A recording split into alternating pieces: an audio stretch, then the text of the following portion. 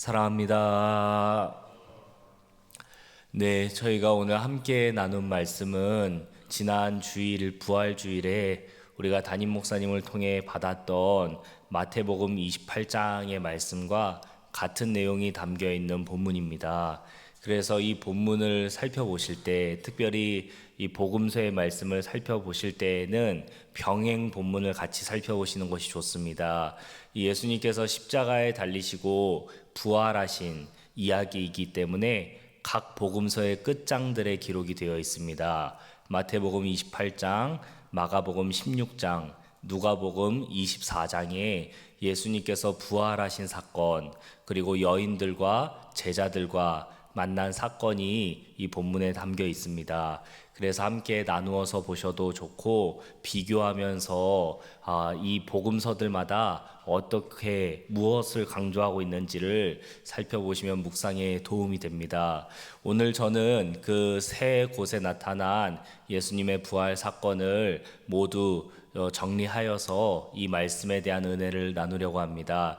오늘 저희가 함께 나눈 말씀은 예수님께서 십자가에서 죽으시고 그리고 안식 후 첫날이 되어서 예수님을 사랑하던 여인들이 예수님의 몸에 향품을 바르기 위해서 가는 장면부터 시작합니다. 이른 아침부터 이 여인들이 예수님께 가서 향품을 바르려고 했을 때 동이 트기도 전에 이 전기도 제대로 없었던 지역이기 때문에 얼마나 위험했고 또 얼마나 무서웠을지 우리가 생각해 볼 수 있습니다. 그리고 어제 우리가 담임 목사님을 통해 말씀을 받았을 때에도 그렇게 묵상하신 걸 저희가 들었습니다. 이 여인들은 하나님을 향한 사랑, 예수님을 향한 사랑은 있었지만 그렇게 지혜롭진 않았던 것 같다. 왜냐하면 무덤문을 막고 있는 그 커다란 돌문을 어떻게 굴릴지 계획도 안 하고 먼저 달려가다가 보니까 그런데 우리 이 커다란 돌문은 어떻게 굴리지? 하고 그제서야 얘기를 하는 것을 우리가 말씀을 통해 보았기 때문입니다. 그렇게 여인들의 마음은 예수님을 사랑하는 마음으로, 존경하는 마음으로 가득 차 있었습니다.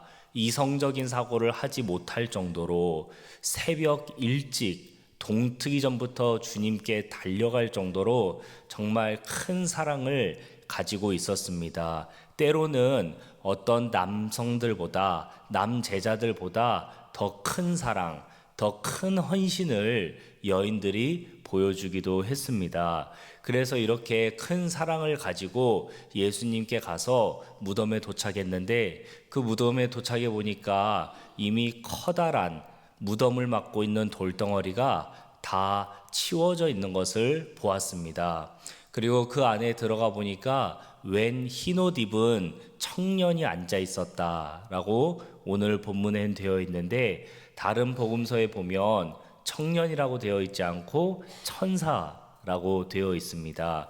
그러니까 우리가 이 본문들을 하나로 보면서 알 수 있는 것은 분명 하늘에서 내려온 천사인데 그의 모습이, 외형이 마치 청년 같았다, 젊었다 라고 알 수 있습니다. 이렇게 여인들이 아침 일찍부터 예수님을 찾아왔고 그들의 손에는 예수님을 기념하고 예수님께 존경을 표하기 위해서 향품을 들고 왔기 때문에 천사는 이런 여인들을 보고 칭찬을 해줄 수 있을 것 같습니다. 잘했다, 정말 귀한 마음이다, 격려를 할 수도 있을 것 같습니다. 그런데 이 천사는 여인들을 향해서 칭찬하지 않았습니다. 여인들을 향해 무엇이라 얘기했냐면, 예수님께서 살아생전에 너희에게 말씀하신 대로 살아나셨다. 그리고 너희에게 말씀하신 대로 갈릴리로 가서 너희를 기다리고 계신다 라고 말씀하셨습니다. 이 본문에서는 예수님께서 살아나셨다, 갈릴리에서 기다리고 계신다 라고 따뜻하게 얘기하는 것 같은데, 이 본문을 잘 보면은 천사는 이 여인들을 나무라고 있는 것을 알 수 있습니다. 왜 그렇게 얘기하냐면 바로 말씀하신 대로 라는 표현입니다. 우리가 사람과 대화를 하다 보면 상대방이 내가 한 얘기를 기억하지 못할 때에 이런 표현을 합니다. 전에 제가 말씀드렸는데요. 전에 제가 말씀드렸던 것 같이 이번에도 이러이러합니다. 라고 우리가 돌려서 완곡하게 우리가 이미 이 내용을 얘기를 했었는데 기억을 못 하시는군요. 라고 완곡하게 표현하는 것처럼 천사들도 그렇게 얘기하는 것입니다. 예수님께서 말씀하셨는데, 예수님께서 이미 너희에게 말씀하셨는데 왜 이곳으로 왔냐? 왜 그 말씀을 믿지 못했냐? 라고 천사들이 얘기합니다. 그래서 누가복음에 보면은요, 천사들이 이 표현을 아주 직접적으로 여인들에게 이렇게 얘기합니다. 어찌하여 여기로 왔느냐? 어찌하여 무덤으로 왔느냐? 라고 얘기를 합니다. 그래서 우리가 이 본문만 보면 그런 천사의 말에 뉘앙스를 발견하지 못할 수 있어서 마태, 마가, 누가복음을 다 보면서 이 말씀을 보면 이 말씀에 나오는 말씀하신 대로 라는 것은 예수님께서 말씀하신 내용을 성취하셨다라는 의미일 뿐만 아니라 왜 말씀하신 대로 너희는 믿지 못하느냐, 말씀하신 대로 따르지 못하느냐라고 말씀하는 것을 알 수 있습니다. 그래서 우리는 이 본문들을 보면서 이렇게 생각할 수 있습니다. 여인들의 헌신은 너무 컸습니다. 너무 귀했습니다. 때로는 다른 사람들이 보여줄 수 없을 만큼 정말 소중하고 많은 사람들의 입에 회자되면서 기억돼야 할 만큼 귀한 일이기도 했습니다. 그러나 그 끝에 여인들이 도착한 곳은 예수님이 없는 무덤이었습니다. 그 무덤에서 여인들이 어떤 일을 겪었습니까? 천사에게 혼났습니다.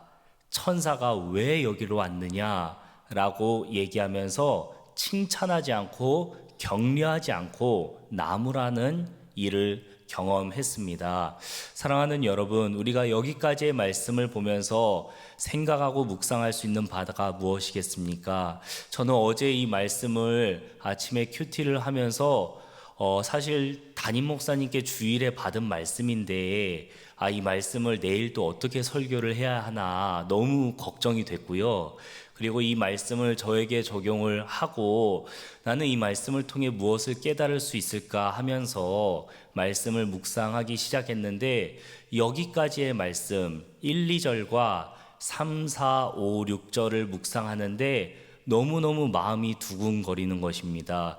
혹시 나는 여인들처럼 내 나름대로 열심히 하고 있다 생각하는데 그래서 다른 사람들에게는 조금 칭찬을 받을 만한, 다른 사람들에게는 인정을 받을 만한 어떤 일을 하고 있다 생각할지도 모르는데 혹시라도 나는 그 마음 깊숙한 곳에는 주님의 말씀을 믿고 따르는 게 아니라 그냥 내 방식대로, 내 열심대로 내가 하고 싶었던 내가 아는 그 느낌대로 열심히 하고 있는 건 아닌가. 그래서 내가 열심을 내서 했는데 내 방식대로 힘을 다해서 했는데 사람들에게는 칭찬을 받을 수 있으나 하나님 앞에 섰을 때는 너 왜 내 말씀대로 하지 않았니? 너 왜 내가 한 대로 믿지 않고 내가 말한 대로 믿지 않았니? 라고 할까 봐서 저는 이 말씀을 보는 내내 제 자신을 반성하게 되었고 혹시라도 내가 내 방식대로 내 습관대로 오랫동안 내가 해왔던 대로 어떤 일을 하고 있지는 않았나 돌아보게 되었습니다.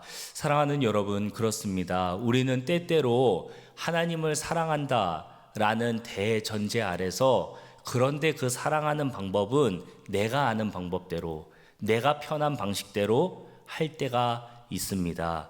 그래서 우리는 익숙한 방법을 주의해야 합니다. 내가 하나님을 섬기는 방식, 내가 교회를 사랑하는 방식이 과연 하나님의 말씀을 따르고 있는 방식인가 되짚어 봐야 합니다. 그래서 저는 이 말씀을 묵상하면서 내가 말씀을 묵상하는 것 자체도 너무 내 편하게 내가 그동안 알고 있었던 대로 묵상을 했나 생각하면서 더 자세하게 묵상해야겠다. 주의 말씀을 받아들이고 실천할 때에도 혹시 내 방법대로 하는 건 아닌가 다시 한번 생각해야겠다라고 제 자신을 점검하게 되었습니다. 그러나 우리가 이 말씀을 보면서 또한 주님께서 우리를 얼마나 사랑하시는지 발견할 수 있습니다. 주님은 분명 제자들과 함께 계시던 때에 제자들에게 수차례 예수님이 죽으실 것을 그리고 부활하실 것을 말씀하셨습니다. 비유로도 말씀하셨고 직접적으로도 말씀하셨습니다. 몇 차례나 말씀하셨음에도 불구하고 예수님은 알고 계셨습니다. 제자들은 예수님이 십자가에서 죽으시는 순간 뿔뿔이 흩어지게 되고 예수님이 아무리 말씀하시면서 내가 부활할 것이다 라고 얘기를 해주셔도 제자들은 그걸 기억하지 못할 것이라고 알고 계셨습니다. 그래서 여인들도 무덤으로 찾아갔지만 여인들이 예수님이 살아났다 라고 제자들에게 얘기를 했는데도 불구하고 제자들 중에 몇 사람이 갈릴리로 뛰어간 게 아니라 무덤으로 뛰어갔다라는 것을 우리는 알 수 있습니다. 그렇게 예수님을 따르던 많은 사람들이 예수님을 사랑하던 많은 사람들이 예수님의 말씀을 믿지 못하고 기억하지 못한다는 것을 예수님은 이미 알고 계셨습니다.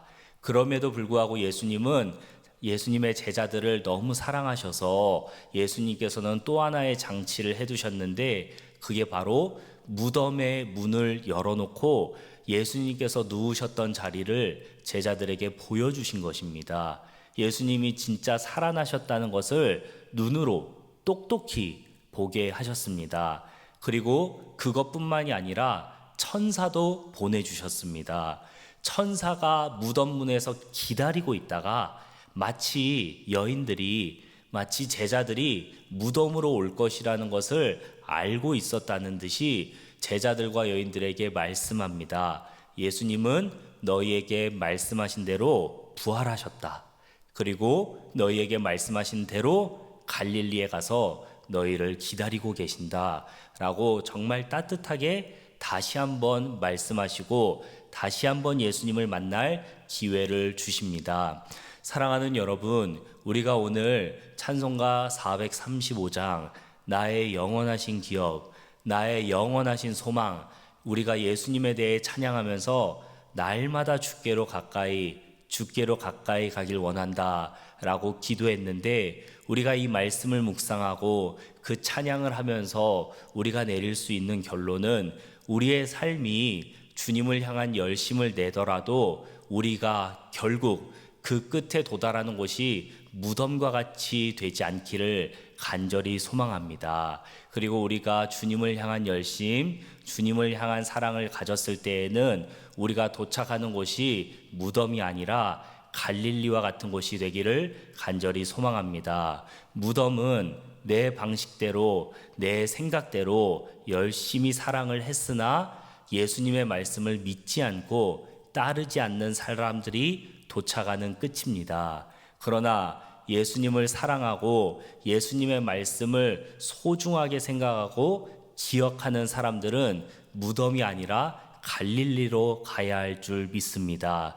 말씀을 맺겠습니다. 오늘 저희는 예수님을 사랑하는 사람들이 도착해야 할 곳이 무덤이 아니라 갈릴리다 라는 말씀을 함께 나눴습니다. 어제 우리는 영광스러운 부활주일을 보냈습니다. 그리고 그 부활주일 이후 첫날인 오늘 우리의 삶 속에서 우리가 주님을 사랑한다 말하면서 하루를 보낼 텐데 우리의 하루의 끝자락이 무덤에 도착하는 것이 아니라 갈릴리에 도착하는 은혜가 있길 소망합니다. 내 말씀대로 하나님의 말씀대로 우리가 순종하며 살았는데 그 끝에는 내 방식대로 내 편한 대로 살았더라 하는 것이 아니라 주님의 말씀을 소중하게 금과 같이 받아서 주님께서 우리를 보실 때 나의 말씀에 한 구절 말씀에 그렇게도 네가 순종했구나 하고 칭찬받는 우리 모두가 되길, 그리고 우리의 사랑하는 가족들이 되길 간절히 소망합니다.